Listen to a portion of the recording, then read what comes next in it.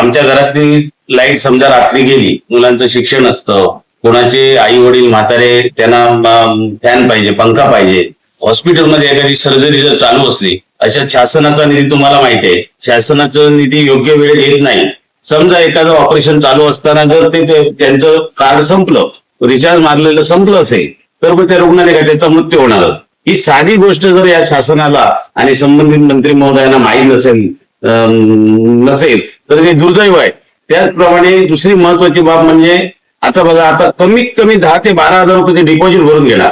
एक वर्षभरापूर्वी काही लोकांकडून 2,000 डिपॉझिट एमएससीबीने घेतले जुन्या मीटरसाठी, पण आता 10 ते 12 हजार रुपये वाढवून घेणार आणि 3 पटीने बिल येणार आम्हाला. हे महत्वाचं आहे. सर्वसामान्य लोकांना तुमच्या पत्रकार बांधवांच्या माध्यमातून हे कळायला पाहिजे की ही बिल आता समजा आम्हाला 800 रुपये किंवा 1000 रुपये बिल येत असेल तर ते पटकन 2,500-3 हजार रुपयेपर्यंत बिल होऊ शकतात. मग सर्वसामान्यांसाठी जर सरकार जर असा न्याय करत असेल तर हे दुर्दैव आहे. हा विषय माझ्या मते खूप चुकीच्या पद्धतीने गेलेला आहे. आता बघा, हॉटेलवाले आहेत, त्यांच्या फ्रीजमध्ये मासे असतात, आणखीन काहीतरी त्यांचे वस्तू असतात, एखाद्या वेळी त्यांच्याकडे पैसे नसतील किंवा त्यांनी मारलं नसेल बिल, हे मारलं नाही, कार्ड भरलं नसेल, तर त्या पद्धतीत त्यांचे ते मासे म्हणा काय म्हणा करोडो रुपयांची प्रत्येक एका शहरात करोडो रुपयांची हानी होणार आहे. त्याचप्रमाणे आता जी बघा कर्मचारी आहेत, आता जे आता बिलिंग घेण्यासाठी जी मुलं फिरतात, सिंधुदुर्ग जिल्ह्याचा विषय घेतला तर हजारात जवळजवळ मुलं आहेत. मग ते एकतर आम्हाला नोकरी शासनाकडून मिळत नाही, परराज्यात आम्हाला तिकडे जाऊन भीक मागावी लागते दुसऱ्याकडे, आणि ते मुलं त्यावेळी ज्यावेळी त्यांना नोकरीची संधी होती त्यावेळी त्यांनी सोडली आणि बिलं गोळा करून त्यांनी कसं आपल्या कुटुंबाचा उदरनिर्वाह सुरू केला. असे बरेचसे मुद्दे आहेत. महत्वाचा विषय म्हणजे आधी मी पहिल्यांदाच सांगेन, शासनाचा निधी आम्ही कुठेतरी कर्जबाजारी होऊन कोणतरी करेल तरी पण नुकसानच आहे. शासनाचा निधी योग्य पद्धती योग्य वेळेत येत नाही. त्यामुळे शासकीय कार्यालय म्हणा, ते आम्हाला सर्व उदाहरण देणार, कुठे तलाठी कार्यालयात गेला, ग्रामपंचायतीला आमच्याकडे प्रीपेड कार्ड आमचं रिचार्ज संपलेलं आहे, त्यामुळे तुम्ही आज येऊ नका, परवा या. आता लाडकी बहिणी सारखी योजना आहे, लोकांचे काही कागदपत्र आहेत अजूनही पूर्ण करायचे, सगळ्या योजना आहेत. मग शासनाने बाबतीत मी असं म्हणेन की आम्ही सिंधुदुर्गवासियांनी सन्माननीय संपतराव देसाई साहेब, जे माणूस आपल्या ह्या वयात बिचारे 6 वेळा आमच्या जिल्ह्यात आले, काही संबंध नाही त्यांचा, फक्त लोकांची सर्वसामान्य माणसाची लूटमार होणार, संपूर्ण महाराष्ट्रात जो त्यांनी आता एक वणवा पेटवलेला आहे, त्या दृष्टीने त्यांचे मी जिल्ह्याच्या वतीने आणि सावंतराव विठ्ठल रखुमाई शेतकरी संघटनेच्या वतीने त्यांचे आभार माने. कारण एवढा माणूस तो उठून सकाळी 8-9 वाजता इकडे हजर असतो. तर प्रत्येक, आता आम्ही गाड्या बिड्या काय आमच्याकडे व्यवस्था काय होणार नाही, प्रत्येक ग्राहकाने समजायला पाहिजे आपल्या उद्या टांगती तलवार आहे आणि त्या तलवारीला जर आपण कुठेतरी बाजूला करायला पाहिजे, तर प्रत्येकाने आपापली गाडी किंवा आपापले स्वतःची एसटीचा प्रवास किंवा महिलांना आता अर्ध तिकीट आहे त्याने यायला पाहिजे. कारण ज्या ठिकाणी तिकडे जर हा रोष कायमस्वरूपी शासनाजवळ ठेवलाय, आता उद्या सकाळी कोण म्हणेल बाबा एक असा मोर्चा आहे तुम्ही कुठे जाऊ नका, प्रत्येकाने यात सहभागी व्हायला पाहिजे. आमचा कुठल्या शासनाच्या विरोधात किंवा कुठल्या पक्षाचा यात काही संबंध नाही. सर्व सामाजिक संस्था कोण असतील बरोबर त्याने सगळ्यांनी एकत्रित येऊन हे सगळं सन्माननीय देसाई साहेबांच्या अध्यक्षतेखाली हा जो मोर्चा 10 तारीखला ठेवलेला आहे त्याची पत्रकार बांधवांना विनंती करेन, प्रत्येक तळागाळात ही तुमची बातमी गेली पाहिजे आणि सर्वांनी या मोर्चाला यावं ही माझी कळकळीची आणि नम्र विनंती. सिंधुदुर्ग यांच्या वतीने देसाई साहेबांनी जो आधार केला, आंदोलन करण्याचं नियोजन केलं आहे, त्यासाठी शिवसेना सावंतवाडी उद्धव साहेब ठाकरे गटाच्या वतीने त्यांना संपूर्णपणे पाठिंबा आम्ही आज जाहीर करत आहोत.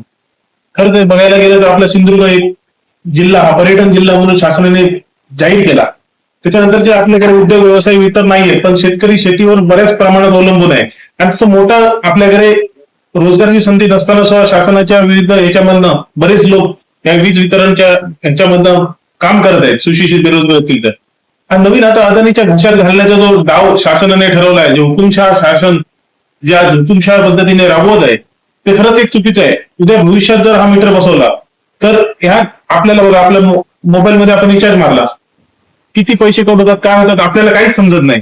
आज आपण जे रिडिंग मीटर येत आहे, ते बिल येत आहे, त्या बिलमध्ये आपण 100 तऱ्हेचे कर घेतले जातात. उद्या जर ऑनलाईन केलं तर 100 तऱ्हेच्या पेक्षा 200 तऱ्हेचे कर घेतले जातील. कोणालाच काही समजणार नाही तुम्ही किती रुपये रिचार्ज मारला, किती लाईट वापरली, याचं कुठे ताळमंत्र तुम्हाला समजणार नाही. कुठलंही मशीन, हे चिपचे मशीन आहे, ते मॅनिप्युलेट होऊ शकतं. आणि हे अहमदाबाद मधनं जे सुरू होईल पहिल्या टप्प्यात, ते तुम्हाला काहीच त्याच्यात समजणार नाही. ही शासनाची तर्फे मोठी लोकांची फसवणूक आहे आणि त्याच्यासाठी सर्वही लोकांनी आज या विरोधात आवाज उठवण्यासाठी सर्वांनी त्यांना पाठिंबा द्यावा आणि जास्तीत जास्त लोकांनी 10 तारखेच्या आंदोलनामध्ये सहभागी व्हावं. आणि हा जो आपल्याला अन्याय होत आहे, म्हणजे जो सर्वसामान्य लोकांवर अन्याय होत आहे, तो कुठे थांबण्यासाठी जसं कोल्हापूर जिल्ह्याने 5,000 लोक जमवून याला विरोध केला आणि ते थांबवलं, त्याच पद्धतीने सिंधुदुर्गातले सर्व संघटना असतील, सर्व विचारवंत असतील, यांना एकत्र येऊन येणाऱ्या या 10 तारखेच्या आंदोलनामध्ये मोठ्या प्रमाणात सहभागी होऊन त्यांना पाठिंबा देऊन आपण हे कुठेतरी सिंधुदुर्गामध्ये जो थांबलं पाहिजे या दिवशी नक्कीच प्रयत्न करू. आणि आपण बघायला गेलं तर सिंधुदुर्ग जिल्ह्यामध्ये आपण कर भरण्यामध्ये असतील, लाईट बिल भरण्यामध्ये असतील, इतर राज्याच्या तुलनेत कुठेतरी आपण अग्रेसर होत, कुठे इथे वीज चोरी होत नाही. एवढं असून जो शासन जर आपल्यावर या पद्धतीने अन्याय करत असेल तर हे कुठेतरी थांबलं पाहिजे.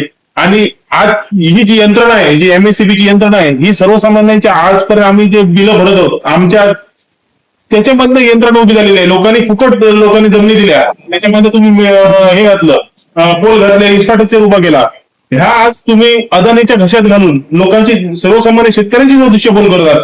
यासाठी शासनाच्या विरोधासाठी सर्वांनी एकत्र येऊन ह्याचा नक्कीच विरोध केला पाहिजे. या दृष्टीने आम्ही सर्वांना आवाहन करतो की तुम्ही जास्तीत जास्त लोकांनी या आंदोलनामध्ये सहभागी होऊन आपण नक्की ज्या शासनाला हा मीटर जे बसवण्याचं काम चालू आहे ते बंद करण्यासाठी नक्कीच भाग पाडू. कुठून कुठे असणार हा मोर्चा? हे आंदोलन आपलं कुडामध्ये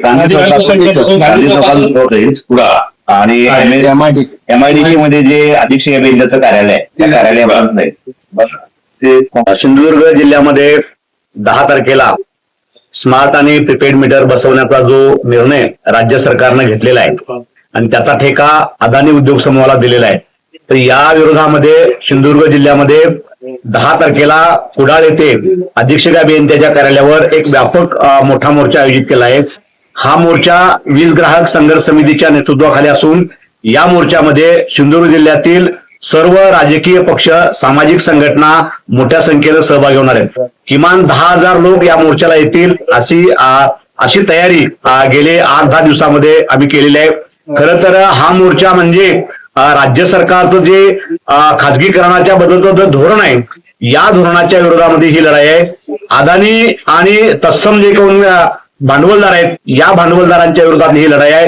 ही लढाई सामान्य माणूस जेव्हा रस्त्यावर उतरतो तेव्हा ती जिंकतो, या असा आतापर्यंत महाराष्ट्राचा इतिहास आहे. आणि या अनुषंगानं सिंधुदुर्ग जिल्ह्यातल्या सर्व वीज ग्राहकांना आम्ही नम्र आवाहन करत आहोत की जर आपली होणारी लूट थांबायची असेल, भविष्यामध्ये आपल्या हक्काची वीज आपल्या ताब्यात राहायची असेल तर येणाऱ्या 10 तारखेला मोठ्या संख्येनं आपण या मोर्चामध्ये सहभागी व्हावं असं आवाहन वीज ग्राहक संघर्ष समितीच्या वतीने मी आपल्याला करत आहे.